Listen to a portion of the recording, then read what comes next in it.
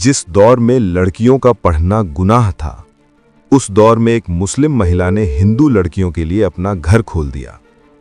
नाम था फातिमा शेख।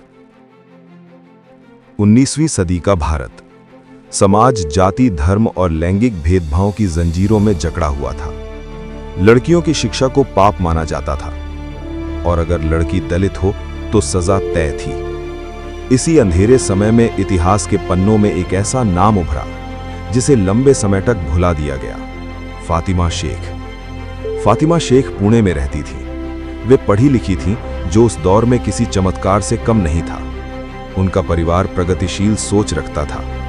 उसी समय समाज सुधारक ज्योतिराव फुले और सावित्रीबाई फुले लड़कियों की शिक्षा के लिए संघर्ष कर रहे थे, लेकिन समाज ने उन्हें स्वीकार नहीं किया। ज्योतिराव और सावित्रीबाई फुले को अपने ही परिवार ने घर से निकाल दिया।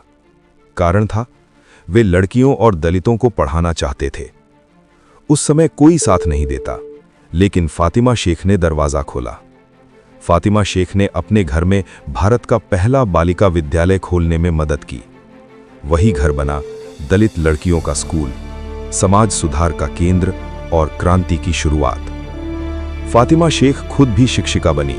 इस तरह वे बनी भारत की पहली मुस्लिम महिला शिक्षिका।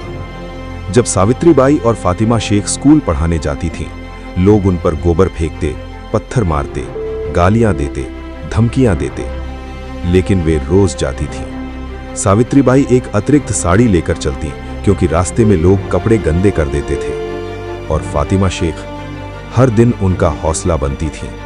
एक हिंदू महिला, एक मुस्लिम महिला, दोनों ने मिलकर उस समाज को चुनौती दी जो कहता था औरत पढ़ेगी तो घर उजड़ जाएगा।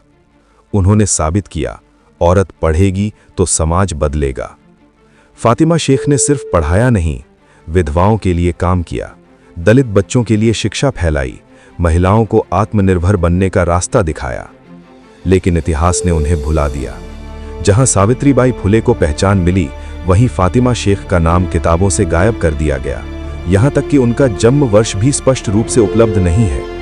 क्यों? क्योंकि वे महिला थीं, क्योंकि वे मुस्लिम थीं, क्योंकि उन्होंने सवाल उठाए। अगर फातिमा शेख न होती तो शायद सावित्रीबाई का संघर्ष भी अधूरा रह जाता।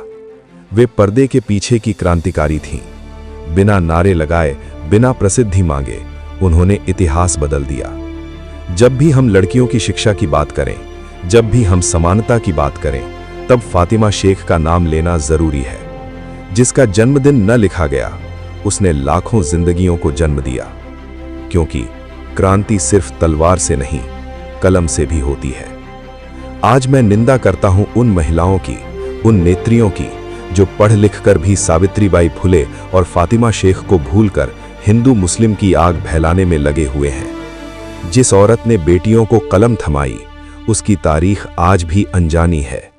नाम इतिहास ने कम लिखा, पर उसकी क्रांति बेमिसाल कहानी है। अगर आपको लगता है कि फातिमा शेख का नाम इतिहास में जिंदा रहना चाहिए, तो वीडियो को लाइक करें, अपने दोस्तों में शेयर करें और इस चैनल को सब्सक्राइब करें। मिलते हैं नई वीडियो में नए कंटेंट के साथ।